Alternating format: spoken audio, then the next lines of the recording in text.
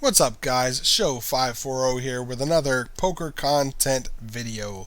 Hope your day's finding you well. We're going to go over a hand here from a $1.65 buy-in on ACR, a little micro sit and go, where we have pocket eights in the big blind in the earliest stages of the tournament. I believe this is the very first hand.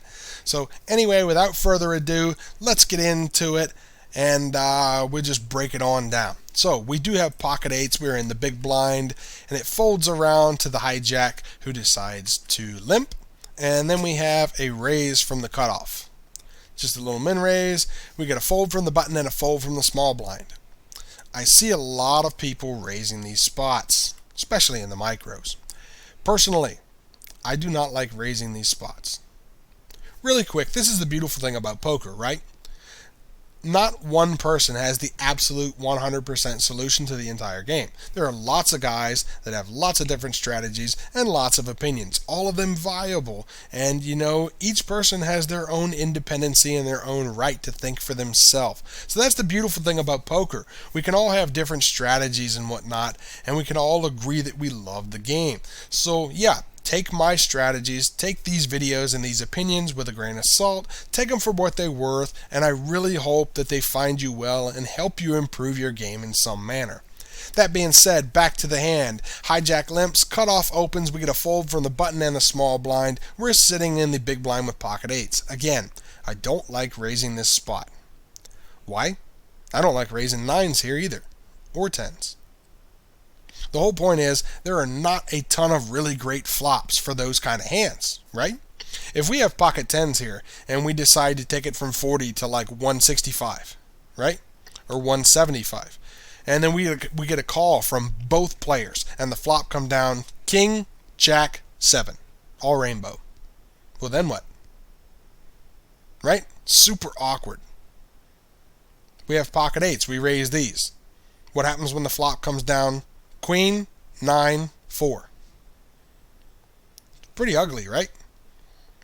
Broadway cards are cards that most people are raising with, and a lot of people are limping with some weird Broadway combos too. So we don't really want to go to flops that have a ton of overs. It's going to be really awkward for us to play post-flop, especially if we have to play against two opponents versus one. So, that being said, I don't like the raise here. Number two, if we flat, we're under-repping the hell out of our hand. It's going to be really hard for our villain to put us on a set, right? Especially if we hit. So, moving on with the pocket eights, we do decide to flat. Hijack comes along. Best flop in the world for eights, right? Except for another 8. So anyway, really good flop for pocket eights. We smash this. We hit top set. This is beautiful. We love it. There's a straight draw that could be, coming in on later streets, and there's a spade draw on board. It's fine. We flop top set. We're going to check to the aggressor, and if the aggressor bets, we are almost always raising this spot. Does check to the aggressor, who decides to check back, and that's unfortunate. It means they probably don't have much here. Turn's a beautiful card. It's ace of spades. A lot of people start freaking out. Well, the flush came in. If somebody had a strong flush draw, they probably would have bet. Nobody had the ace-high flush draw on the flop because the ace is now on board. So the chances of somebody having the flush are probably pretty low. And the ace connects with a ton of ranges that our opponent would be raising with from the cutoff and could connect with, our opponent sitting there in the hijack limping along too. Our limper could have the king of spades with some other, kicker card. King queen, king jack, king 10 with the king of spades, and now they pick up equity. Pocket fives, pocket sixes, pocket sevens with a spade. They all pick up equity. This is a great spot for us. We want to get value from our eights, and we want to start doing that now. We want to bet somewhere around the neighborhood of like 60 to like 66% pot, something of that nature, because we don't want to give the spade draws or any weird straight draws that may be out there that are pretty unlikely. We don't want to give them a great price, right? So we want to bet fairly large, somewhere around like the 75 to like 80 chip neighborhood. I elect to go 65. That's half pot. I think it's a little too small. I really don't like it all that much. I'm getting called by hands that, are fairly strong. I'm getting called by a lot of ace-X. I'm definitely getting called by two pairs. I'm getting called by the king of spades, and I'm giving them a decent price. And, that's the bad part about it. Our hijack does call. The cutoff does call, and we go to a river.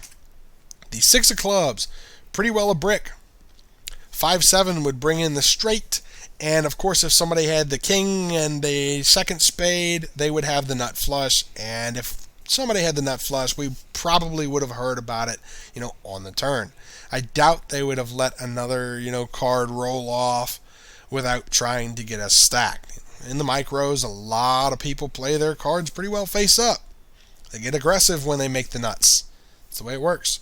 So in this spot on the river here, they very, very rarely have 5-7. Why would they have 5-7? I really doubt they have the flush. So we have the effective nuts, right? Because pocket sixes with the six of spades is crushed. All two pairs are crushed.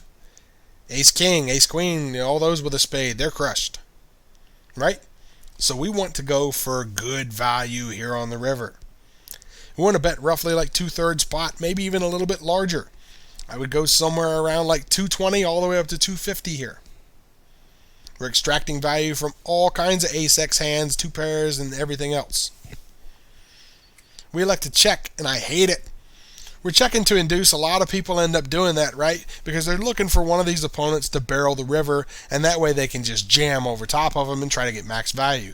The problem here is if somebody does have a weaker ace, they're probably just going to check back and look to get to a cheap showdown. A lot of players in the micros are overly aggressive as well as just plain scared, right? So our hijack does check. Villain in the cutoff does check as well. We go to showdown. Oh, that's gross.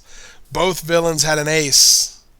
This is why we make the 2/3 pot size bet on the river. We don't want them checking back. If we go 225 or 250 here on the river, we are almost always getting called by at least one of them, maybe even both of them.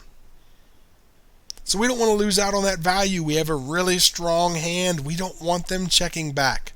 Don't give them the opportunity to check back. Unless you're sure these guys are overly aggressive and they're just going to barrel it off, don't give these guys the chance to check it back. When you've got a hand this strong on the river and you're pretty certain your hand is good, you need to go for maximum value. That doesn't mean just open jam. We need to make a sizable bet that can get called by, a worse hand. And ace-X is always calling us here, especially if they're stronger. So we miss out on some good value here on the river. That's not something you want to be doing. So I hope this video kind of brings that into perspective and shows you why you should be betting this river and why you should be going for value in spots like this.